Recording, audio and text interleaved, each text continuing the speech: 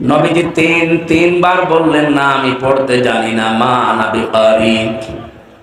ফেরেশতা জিবরাইল তৃতীয়বার তাকে বুকের ভেতরে নিয়ে একটা চাপ দিয়ে বললেন ইকরা বিসমি রাব্বিকাল্লাযী খালাক। আপনি পড়েন আপনার প্রভুর নামে যিনি আপনাকে বানিয়েছেন। তাফসীরে ফি জিলালিল কোরআন সাইয়্যিদ কুতুব লিখেছেন মুহাম্মদুর রাসূলুল্লাহ এবার একটা দুইটা না 5 আয়াত পর পর জিবরাইল ফেরেশতার সাথে তিনি পড়ে শেষ করে ফেললেন। প্রশ্ন আসলো, হে মুহাম্মদ, আমি 3 বার আপনাকে বলেছি ইকরা পড়েন, আপনি 3 বার বললেন আমি জানি না, আমি পারি না। আপনি এবার যে 5 আয়াত আমার সাথে পর পর পড়লেন কি করে? নবীজি ওই দিন বলেছিলেন, ইয়া আখি জিবরাইল, হে ভাই জিবরাইল, বারবার আপনি আমাকে পড়তে বলেন, কি পড়বো আমি? আপনি তো বলেননি যে কার নামে পড়া লাগবে, কি পড়া লাগবে। যখনই বলেছেন বিসমি রাব্বিকা, রবের নামে, আমি কিন্তু দেরি করি নাই।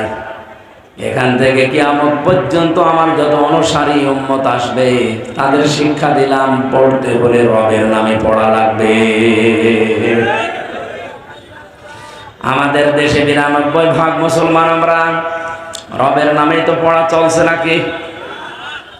যাই ছিল এই 15 বছরে জালেমরা থাকাকালীন দাদাদের ইঙ্গিত মতো অধিকাংশ বিষয়গুলো তারা তুলে দিয়েছিল। এমন ভয়ঙ্কর অবস্থায় দাঁড়িয়েছে শিক্ষা ব্যবস্থা। ক্লাস 5 এবং 8 আগে বৃত্তি পরীক্ষায় 100 মার্ক ছিল কোরআন হাদিস। এরা এই 15.5 বছরের ভেতরে ওইগুলো তুলে দিয়েছে। বলেন নাউজুবিল্লাহ। আমরা চাই ওগুলো আবার যেন ইনক্লুড করা হয় 5 এবং 8-এ, কারণ পড়াশোনার চাপ না থাকলে মানুষ পড়তে চায় না, সিলেবাসে না থাকলে মানুষ পড়তে চায়।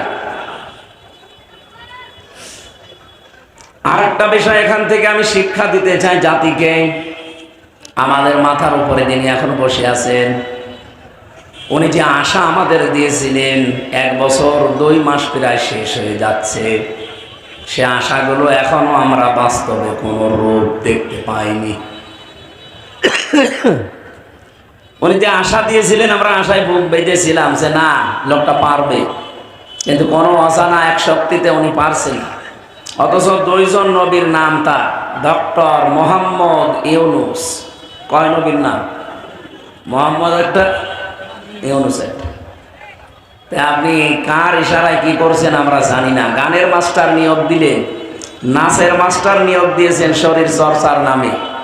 কেন একজন আলেমকে কোরআন শিক্ষার জন্য 1 থেকে 5 পর্যন্ত নিয়োগ দেওয়া যায় না?